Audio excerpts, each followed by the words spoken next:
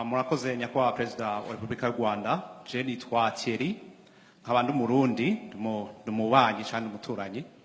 Nkaba nagomba kubashimira bwa mbere bimwe bivuye ku mutima ku kuntu mwebwe kw'izina ryanyu hamwe no kw'izina rya leta murongoye mwafashije abarundi b'impunzi bahungiye mu Burundi.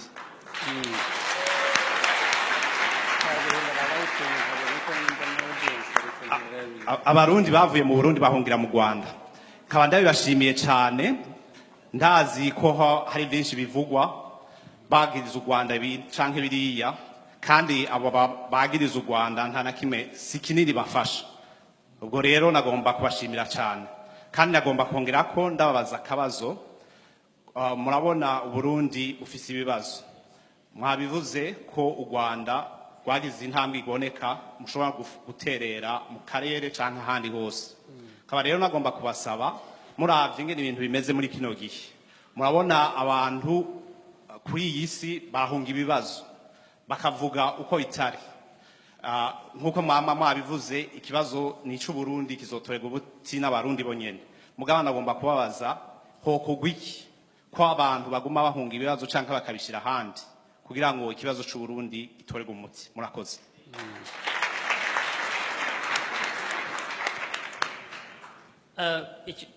Igisubizo kiragoye kuko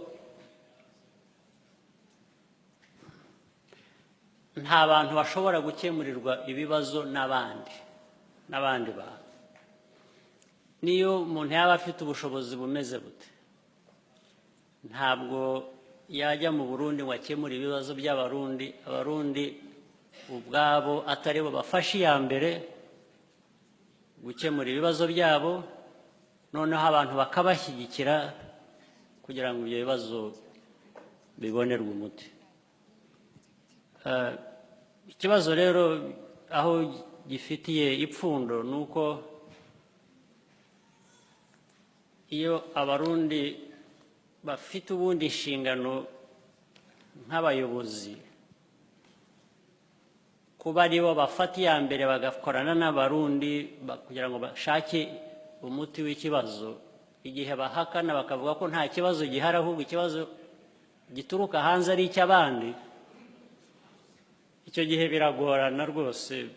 Twebwe turabibona buri munsi, ibitutsi, amagambo, inyoma, ku buryo rwose, ariko ntabwo biduhungabanya kuko ntaho byahera.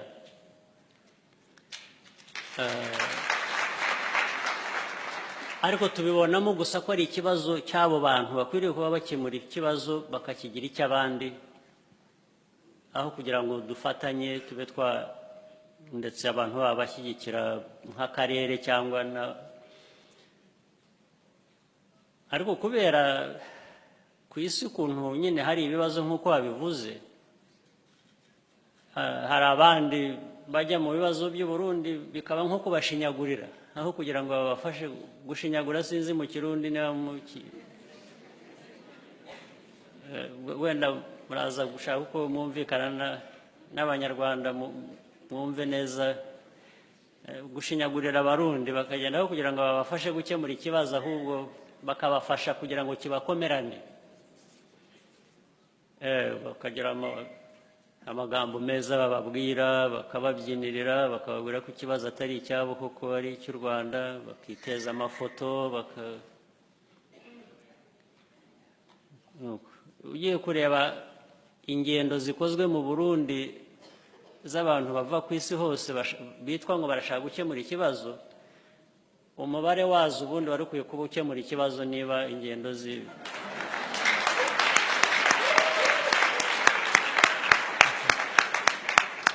ariko nta kuntu ingendo zakemura ikibazo. Abarundi niba bafitanye ibibazo bemera kuvugana, ntuvuge ngo uyu nguyu ngo yamvuze nabi, ngo yarantutse, ngo yagize atya, ngo uyu nguyu sinshobora kuvugana nawe, ndi buvugane n'uyu. Iyo utangiye gutoranya buri buvugane nabo mu kibazo kimeze gitya, ubwo ni ukuvuga ngo kiragumaho ntabwo kirangira. ngira ngo rero wahoze umbaza icyo bikeneye ubuyobozi bukorera inyungu z'abantu buyobora.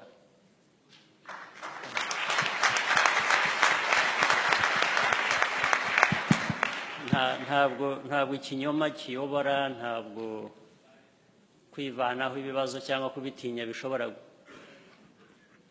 kubikemura, mu guhangana nabyo.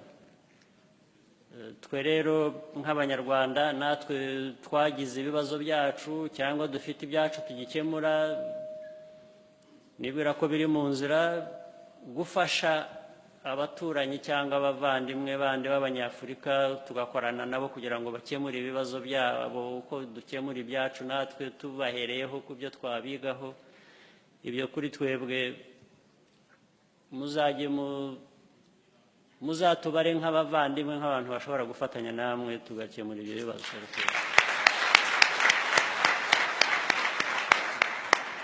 Ariko niyo umuntu yaba ari umuvandimwe ntabwo yagusimbura mu kibazo cyawe, ahubwo yagutera inkunga gusa, ariko ntabwo yajya mu mwanya wawe.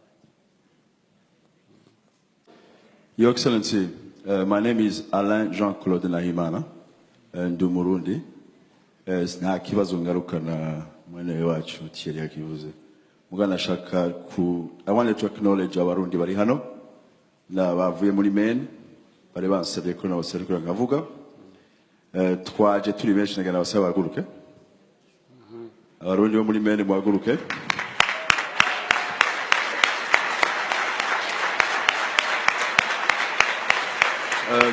Kuri Your Excellency, twebwe turi hano muri Amerika turashobora kuvuga icyo twivira, turashobora kuvuga ibi ku mutima wacu. Abarundi batabishoboye muri iki gihe ni benshi. Turi ngaha kuko tubishoboye no kubavugira. Ni bene wacu, ni bashiki bacu. Abarundi 70,000 bari mu Rwanda, n'abarundi miliyoni bari mu Burundi. Nibasanga ivyimviro bya leta y'u Burundi yuko ikibazo cy'u Burundi gitegwa no Rwanda cyane na Perezida Kagame. Abarundi bamaze imyaka 10 barongowe na Perezida Nkurunziza, ari wari Perezida w'u Burundi, aranga u Burundi, niwe akwibuke muri bibazo by'abarundi nimba atari we yabiteye. So kwizina ry'abarundi muri mene turi ngaha rero twifatanije urugendo n'abanyarwanda tubana muri mene, kuko ni bene wacu ni bashiki bacu. Ikibazo giteye mu Rwanda muri mene, Umurundi araseruka and vice versa. Turi bamwe abarundi n'abanyarwanda. Turashimiye abanyarwanda, turashimiye leta y'u Rwanda urongoye ku mutima mwakiriye abarundi bari mu gihugu cyanyu. Amatwa dusumira abari ngaho bafite imiryango iri mu Rwanda, mwakiriye abarundi b'ubwoko bwose, abarundi b'amadini yose, abarundi bava mu ntara zose z'u Burundi, ata discrimination. Mwarangije, you have accomplished your humanitarian responsibility. Ico kintu turakibashimiye, nicyo tubashimiye kurusha abantu tutazokwibagira.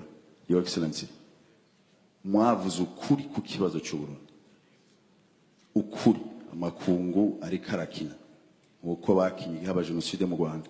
Mwaravuze ukuri ku kibazo cy'u Burundi. History will return that, natwe abarundi izovyibagira. Murakoze.